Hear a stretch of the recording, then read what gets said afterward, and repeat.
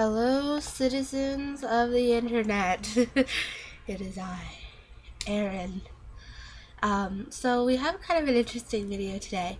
Actually, it's a request from someone that messaged me and commented on my last video, which I entitled My Ex, which was me kind of just talking about my ex-boyfriend. And she wrote, her name is 16 Sporty Me, and she said, that is so good that you told people about this, and I'm so sorry to hear as well. Hearing this made me sad. I met this guy at my school, and we talked for months, and I fell for him, and same as you, it turned out he was lying.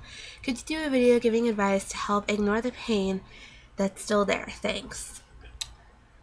So hello, first of all. Thank you so much for the really sweet and insightful comment.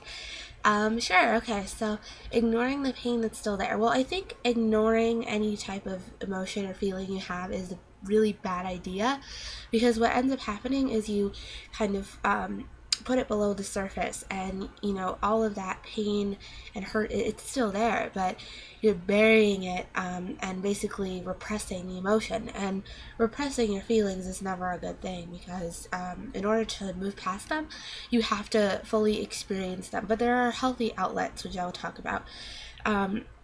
So I just wanted to say that I wouldn't ignore any pain that you have. We need to instead talk about healthy ways to deal with your pain and channel that.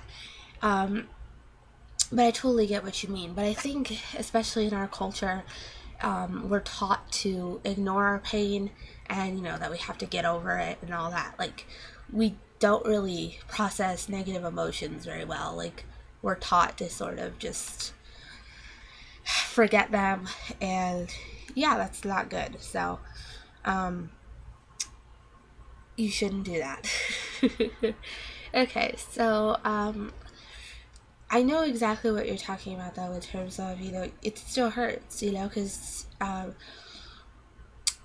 my situation all unraveled 6 weeks ago, and yeah, every day I still, you know, I still feel it a little bit. It's gotten better. It's gotten much, much better for me, but that doesn't mean that I'm not still sad, or that I don't still have anger or pain or hurt or resentment or whatever. And you know, that's totally a normal thing, I think, to go through, especially when you do emotionally invest in somebody. And you know, in my case, I loved him, so that's obviously a lot of emotional investment and time and all that. So I would encourage you to do some healthy activities, like I mentioned before, which now I'll get into. So the first thing, I think, is anything like artistic or expressive. If you're into like painting or drawing, or even writing or music, or anything like of that nature that is creative, that can be a really great outlet to express all of the pain and emotional hurt that you're going through without having to basically just dwell in it. Like, it's a great release. Like sometimes I'll write a poem, like if I'm feeling sad about the particular situation, and I find that it kind of takes it off of me and puts it into the poem, so that it's no longer like weighing down on me, if that makes sense. So if you're into anything like that, I would encourage you to do it. If not, maybe try something, you know. It's like, even if you're not a poet and you know, write a little poem, or even like a diary entry or a journal entry or something, it can really help you. And you know, it's okay if you're not a professional writer. Like, I think there's this like, oh, I don't write things or make music or anything because I'm not a professional, but you don't even have to be good at it. It can just be for you, and you know, a way for you to express all of your pain in a healthy way. So I really, really encourage you to do any of that. You might already be into that kind of stuff, though. I don't know.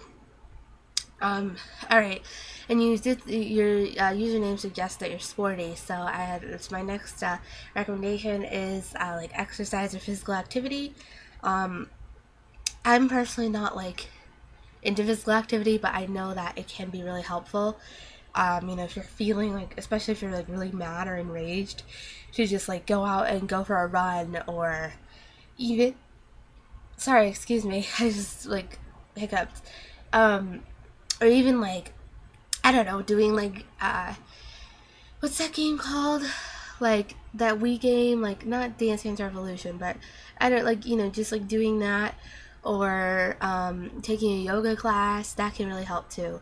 Or Pilates or whatever you do to exercise, like that can really be a great way to channel all of that. And just listen to some like really fast paced music and just like go balls to the walls and just do it, so that's my second recommendation for like healthy outlets. My third is to talk to somebody about it. So this could be like anyone. This could be like a friend or a relative, or just anybody that you really trust, or even a therapist or a counselor.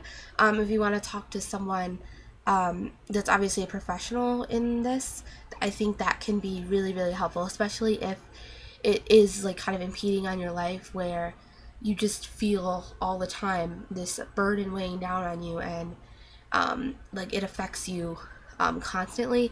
I would in that case really recommend that you talk to like a counselor or a therapist. There's this stigma with therapy, like, I mean, there's no shame in going to a therapist. It's just like, you go to the doctor if like your leg is broken or something and get a cast. It's like you go to a therapist if your heart is broken. I mean, it doesn't even have to be that serious though. So, like, yeah, talking to someone, but it doesn't have to be a therapist, certainly, but just talking to someone about it, I think, can really help you.